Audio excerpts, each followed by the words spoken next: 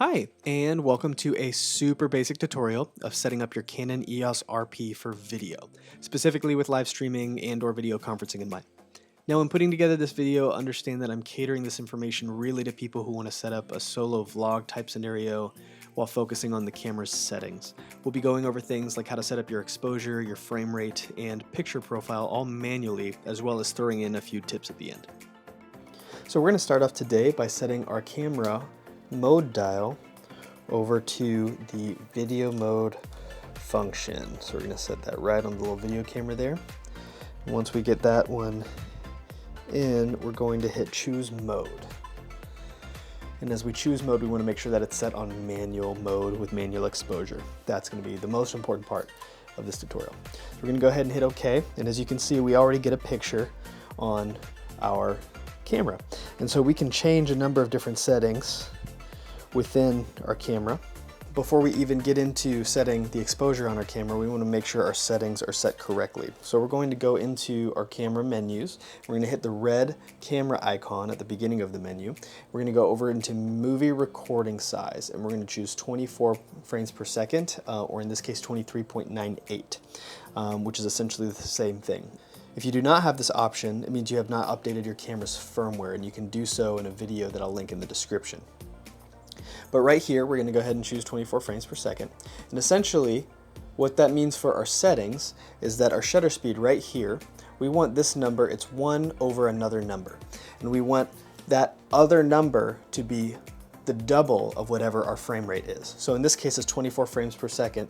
And so we're going to change it simply by tapping it and taking it down to ideally what would be 1 over 48. But as you can see, we don't have the option to go over 1 over 48 here, with 1/40th or 1/50th being the two options that we have. So we're going to settle at 1/50th because that's as close as we can get. You'll also be able to change the shutter speed by adjusting this dial at the top. That's a really great thing to know when you're trying to adjust your settings very quickly. The second number you'll see in regards to your settings is the f number, or your aperture. Basically, your f-stop or aperture is the unit of measurement used to measure how open the circle within your lenses that lets the amount of light in. So what we need to know is that the smaller the number, the more open the circle, and therefore the more light gets let in, and then the brighter the image. We can actually change that with this little dial right here, and as you can see, as the f number increases, the exposure gets darker. And so essentially, when you're trying to live stream, or you have a talking head, or if you're trying to have a room full of people being captured, you want to kind of adjust your f-stop accordingly. And so if you have a talking head, you're going to want that f number to be as low as it possibly can. If you have another lens, like a prime lens, that has a 1.8 or a 1.4 or even a 1.2 aperture, that can create a really beautiful shallow depth of field look. So it's like if you see in the back and behind these cameras, the background is very blurry. It's because I'm shooting with a 1.4 aperture. And so that aperture is very, very low. And so the depth of field is very shallow between the camera and the background. There's a number of factors that go into deciding what your f-stop needs to be, but if you're going to be a talking head for a live stream, I recommend having it on the lowest possible setting, especially since you have face detection autofocus in your Canon EOS RP. So for now, we're going to set our f number to the lowest possible setting, which is f4. That is still a relatively high f-stop, but depending on what lens you have, you're going to be able to work with what you're given. So this lens being at f4, which leaves us with only one more option to change the exposure of our image, and that is the ISO. The way we're going to use this ISO is once we have our shutter speed and our f-stop set the way we want it, that is 1 over 50, and the lowest f number you have, we're going to change the ISO until we get the exposure that we actually want for our image. So now we've gone over our exposure settings, and now we want to just address one more thing, and that is autofocus. So if you hit the Q button, this basically gives you a quick access menu to all of the important settings when it comes to setting up your camera the way you want it. So it's nicely laid out all on the live view screen. The one that we want to click on is the autofocus button, or the AF button. So I already have it set to face detection, but you can set it to 1-point AF or spot AF, expanded AF area. But if you have people or a talking head in front of your camera, you're going to want to stick with face detection autofocus, because that basically allows you to sit in front of your camera and then you don't have to worry about focusing yourself, because the camera will be very intelligently tracking your face and where your eyes are to keep you in focus. And it's amazing. And so that essentially is how we set up our camera for very, very basic and very easy, beautiful looking live streaming. But wait, there's more. I almost forgot to talk about one very, very important thing that kind of gets overlooked when trying to set up some camera settings, and it is the white balance.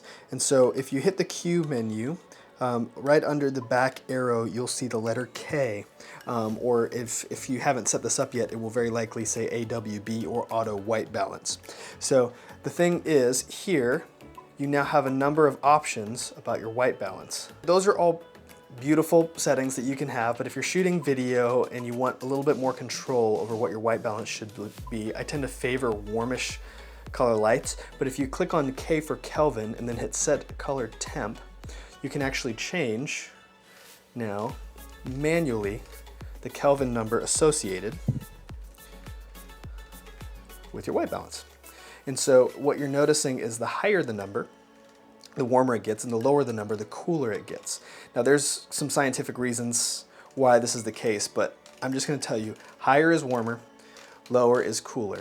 And a good rule of thumb is to start at daylight, which is roughly about 5200, and then if it looks too cool or warm, adjust from there. Picture profile.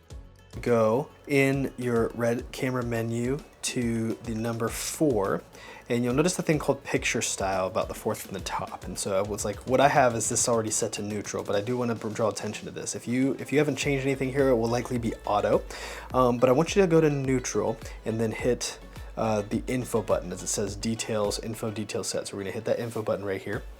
And then you'll notice I have the settings of the contrast and saturation turned down.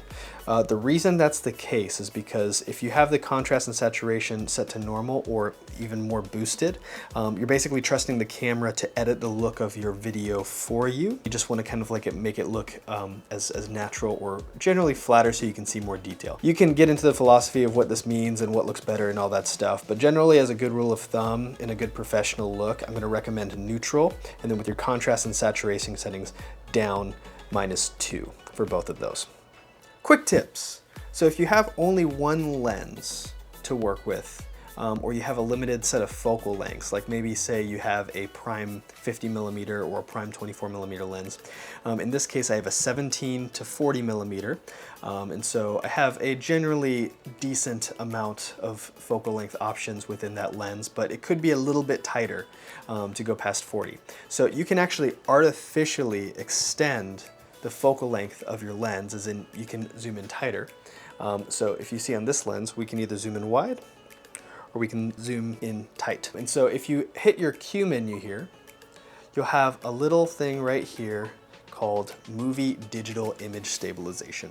So typically any optical stabilization that, say, a lens that has the option to turn on stabilization or in-camera stabilization, as some cameras have, are always a better option because they like move a sensor or they physically move something within the camera or the lens that creates true stabilization. If you're using the camera on a tripod or somewhere static, you can use this to your advantage if you need a little bit closer, because as soon as you hit a little bit of image stabilization, it zooms in, then zooms in even more. So you can essentially take your 40mm focal length from the 17 to 40 and make it a little bit tighter, and then you can turn it off when you're zooming out. So you have a 17mm lens, you have a 40mm lens, and now you have something closer to in between a 50 and a 60mm lens. So that's a nice little artificial way, if you're having a static image, mind you, because as soon as you try and move the camera, it can create a little bit of a strange, artificial, digitally kind of wobble. So that's just something to be aware of. But if you are locking off your camera, it's a very useful tool to be able to zoom in closer if you don't have that ability with whatever lens that you have. Another tip in line with cropping in just a little bit more on your lens to give yourself an extended focal length artificially, your camera actually comes with a movie cropping mode. And if you'll notice, it says that it's kind of grayed out, and so I can't actually access that menu. It says not available because of the associated functions. So it says movie recording size. So if you actually go to your movie recording size and choose the one right below that, so that's HD. So we know that that's actually 720 instead of 1080. And the reason we're gonna even consider this is because the idea is that you're live streaming. And so if you're live streaming, you might wanna be compensating with your signal to do 720 instead of 1080. If you don't want to do this, this is not something you probably want to consider, but I'm going to go ahead and hit movie cropping enable. And so I'm going to go back to that 40mm focal length, and we're even tighter than we were with using image stabilization. So what it's doing is it's adding a 1.6 times crop factor. And so basically what that means is you can take the focal length of your lens. So here it's at 17, and you can multiply that by 1.6, which in this case, if I take out a calculator, ends up being 27.2. So that lens becomes a 17, from a 17mm to a 27mm, zooming all the way into a 64mm when we zoom in. The reason this is cool is because now you can add on top of that image stabilization to zoom in a good bit. Now you have something close to a 17 to 70 or 75-ish millimeter lens, which doesn't exist, having a lens that goes that wide to that tight on a full frame sensor. So that's just a really cool little piece of information to have if you're trying to get that little bit of extra reach on whatever lens that you're using.